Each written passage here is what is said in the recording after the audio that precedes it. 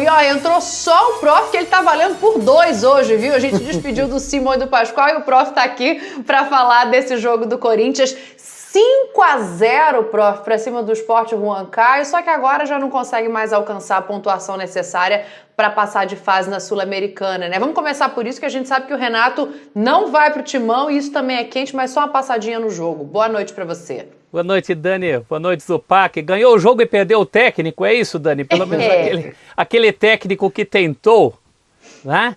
O jogo de hoje realmente é aquilo que a gente esperava, né? O Huancayo é um adversário muito fraco. Pelo menos Fernando Lázaro, filho do ídolo Zé Maria, que hoje, inclusive, foi histórico, porque é a primeira vez que pai e filho treinam o Corinthians, né?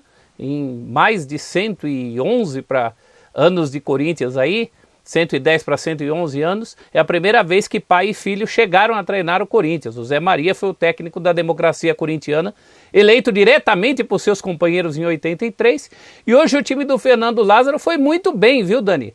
Ele fez algumas coisas muito interessantes. Deu uma camisa para o Mosquito, tirou uma do Otero, tentou jogar sem um centroavante fixo, contou com um adversário bastante frágil, com um homem a menos desde o comecinho do segundo tempo. O resultado só poderia ser esse de 5-0, fora os ameaços, as tradicionais bolas na trave do Luan. Foi muito bem o Corinthians no jogo, Dani, mas como você registrou, não adianta mais nada, né? Aliás, adianta alguma coisinha. No saldo de gols, o Corinthians conseguiu melhorar a sua situação e pode ter um dinheirinho a mais como segundo do grupo na Sul-Americana. Não é nada, mas é o que dá para conseguir, uma vez que já perdeu as 2 para o Peñarol e não tem mais chance, classifica só um de cada grupo. Nesse momento está em terceiro, né? Mas ainda tem a última rodada, joga justamente contra o River Plate do Paraguai, que é o segundo colocado ali com 10 pontos, por isso que o Prof destaca que pode alcançar essa segunda colocação. Agora, meninos, jogo à parte, né? Foi o que o Prof falou, perdeu o treinador. A torcida gostaria, a diretoria foi lá, fez a parte dela, a gente estava conversando aqui com o Oswaldo Pascoal também durante o intervalo, e agora parece, de acordo com as informações do Pascoal, que o Dorival é um nome que agrada, já vinha circulando por ali na mídia e tá chegando mais perto depois dessa recusa do Renato. Aí vou começar com você, Zupa, e Prof, fica à vontade para ir na sequência também. Em algum momento pareceu viável esse casamento de Renato e Corinthians, na tua visão? Sim, Dani, e aí não é só impressão não, é informação também. O Renato gostou do que ele ouviu do Corinthians. O aspecto financeiro não era o mais importante naquele momento. O Renato sempre soube, desde que começaram as conversas, de que o patamar salarial que ele conversaria no Corinthians não seria o mesmo do Corinthians de outros tempos, ou do próprio Renato no Grêmio, ou do que o Atlético Mineiro ofereceu e acabou não tendo acordo. O Renato sabia que era uma outra realidade. E o que ele ouviu do Corinthians, ele gostou. Isso é apuração com fontes ligadas ao Renato. Mas também era muito nítido para todas as partes que a questão pessoal, a questão familiar, pesaria bastante. E o motivo que levou o Renato a recusar a proposta do Corinthians na noite de hoje, ele é familiar. O Renato ficou esse tempo todo em Porto Alegre, com a família se dividindo entre Rio e Porto Alegre, mais tempo no Rio do que na capital gaúcha, com o Renato morando num hotel. Ele morou num hotel o tempo inteiro de Grêmio, não morou em apartamento nem nada, ficou de maneira um pouco mais reclusa e há uma pressão familiar, sobretudo por parte da esposa dele, a Maristela, para que ele ficasse um pouco mais agora com eles, com a família. E esse era um lado quase que irredutível. O lado profissional, o Renato se animou.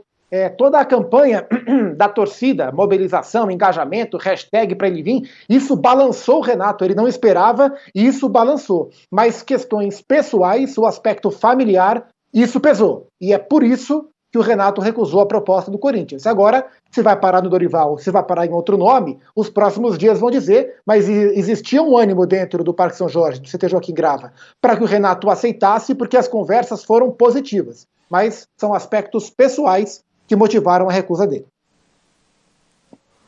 Prof, antes, deixa eu te interromper só um minutinho, Prof, porque tem a nota oficial do Corinthians e chegou agora aqui a nota oficial do Renato, que passa muito por isso que o Zupac está falando. Ele faz todo um texto de agradecimento, dizendo que não tem rede social, mas que viu a mobilização, que conversou com o Duílio e ficou muito honrado com o convite. E aí tem um trecho que justifica, que fala assim, não tenho rede social, mas fiquei sabendo de toda a movimentação que foi feita e isso me encheu de orgulho. Conversei conversei muito com a minha esposa e chegamos à conclusão de que nesse momento é necessário descansar um pouco mais com a família e os amigos. Foram 5 anos de muito trabalho e viagens ininterruptas. E aí ele agradece todo mundo. Prof, só para te passar essa informação que chegou agora. Ele não tem nota oficial, mas a Carol tem, né? Ele deve ter batido para ele a mobilização dos últimos dias. Ele é um cara muito vaidoso, isso deve ter dado uma sacudida dele, mas a nota do Corinthians também fala em conversas francas. E essas conversas francas colocaram o que o Corinthians tinha a oferecer do ponto de vista financeiro e que era muito menos do que ele ganhava no Grêmio, embora mais do que o Corinthians vinha pagando para o Wagner Mancini.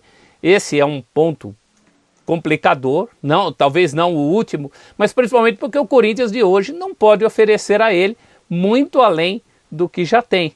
Então, pesando os prós e contras, o Renato acabou preferindo. A gente também não pode esquecer que vivemos ainda um período de exceção, né? De muita dificuldade. Esse aspecto familiar que o Zupac falou é verdade, ele veio à tona com a questão da família já ter tido muita dificuldade nos últimos tempos de estar com ele por conta de tudo que a gente vive hoje em dia, né? A questão do isolamento, a questão das viagens muito mais difíceis. E agora o Corinthians parte para algo, eu acho que bem mais palpável. O Corinthians atual é um clube muito mais afeito a fechar negócio com o Dorival Júnior, por exemplo, eventualmente com o Silvinho ou com o Antônio Carlos, pode ser uma retomada de nomes mais acessíveis, embora também no caso do Silvinho haja esse empecilho da família, né? A família do Silvinho gostaria de permanecer na França. Enfim, unanimidade a gente não tem nesse momento, não tinha antes. O Renato foi um barulho muito mais da torcida, né, do que propriamente uma realidade dos dois lados. Como a nota fala em conversas francas, acho que fica fácil de entender porque não deu certo. Os dois lados tinham os seus senões. E aí, prof, desses nomes que você cita, né, o Dorival parece que é agora o alvo, qual que te parece melhor opção, não sei se exatamente melhor, mas que se encaixaria melhor com o que o Corinthians tem hoje na mão? O Renato pedia reforços e aí falaram na possibilidade de contratar 2 reforços pontuais, não mais que isso, tendo em vista o material que o Corinthians tem para trabalhar. Como é que você enxerga a chegada desse novo treinador? Quem para você seria desses nomes o ideal?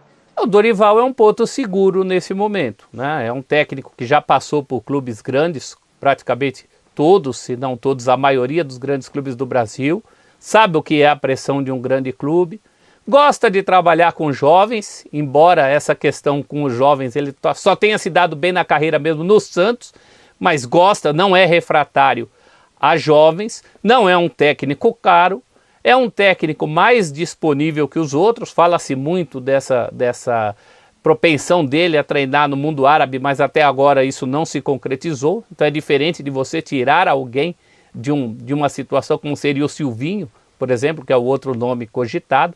Então tem todas essas coisas a favor. Eu só acho que com o Dorival Júnior não dá para pensar num projeto de muito, muito longo prazo. É um técnico com um certo limite de projeto mesmo, né? Mas como o Corinthians também tem um projeto limitado a oferecer, talvez ele se torne o nome mais natural nesse momento. Boa, e a gente tem reforço aqui, olha, o Corinthians a gente não sabe quantas pessoas consegue contratar, mas aqui no Sport Center chegou reforço. A gente tem o Flávio Ortega que acompanha o dia a dia do Corinthians, tem informações pra gente também e chega no Sport Center para falar desse não Ortega. Boa noite para você, seja bem-vindo. Como é que fica a situação agora no bastidor? Tudo bem, Dani? Boa noite, obrigado. Um abraço aos comentaristas também ao Fã de Esportes, né? Como foi importante a cautela aí, né? Acompanhando essa apuração, né? Do Renato e com o Corinthians. O Corinthians tinha um otimismo muito grande pelo sim, e aí acabou recebendo o não, né? Desde terça-feira, quando o Corinthians apresentou o projeto e tudo que envolvia essa oferta, né, essa proposta ao Renato, ainda sem falar muito em valores, mas já jogando muito limpo, sendo muito claro ao empresário dele, o Gauchinho, de que não poderia chegar nem perto do que o Renato estava ganhando no Grêmio, que foi oferecido pelo Atlético Mineiro recentemente.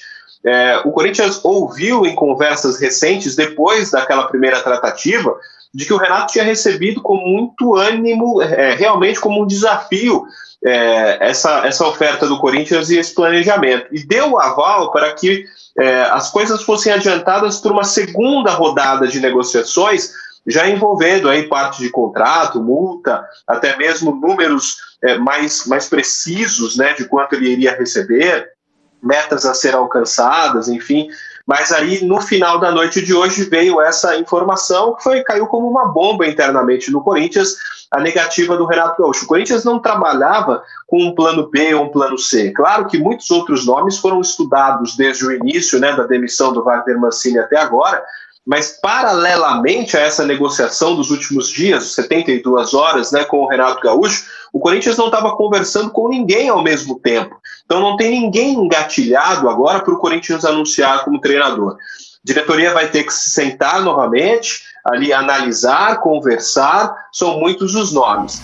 O Corinthians divulgou essa nota oficial, o Fansport está acompanhando aí, do encerramento das negociações, depois de 3 dias de conversas, né, muito francas. O Sport Clube do Corinthians Paulista e o técnico Renato Portaluppi decidiram encerrar as tratativas, né? Vocês veem aí na nota, né, conversas muito francas, justamente isso que a gente está batendo na tecla há alguns dias já, de que o Corinthians em nenhum momento omitiu nada para o Renato. Se aceitasse, o Renato saberia exatamente onde estaria pisando. E é claro, né, depois na nota que o Renato soltou, agradecendo ao Corinthians, agradecendo a forma como foi feito o convite pelo Duílio, agradecendo todo o engajamento da torcida, o Renato foi muito educado, muito polido, acho que dá pra gente dizer assim, né? Colocando que a necessidade de ficar um tempo maior com a família, dizendo que deveria descansar um pouco mais, mas que no fundo, né?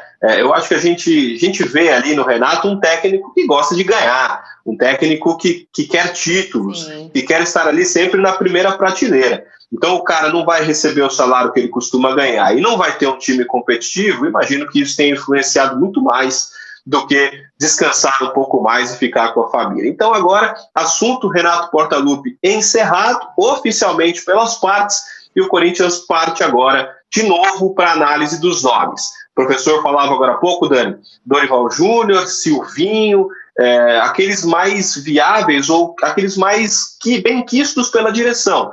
O Carille também, mas o Carille tem contrato no Al Ittihad até junho, e o Corinthians quer iniciar um campeonato brasileiro com o treinador pela regra das trocas. A gente vai ter que começar a apuração tudo de novo a partir de amanhã com outro nome que não o Renato.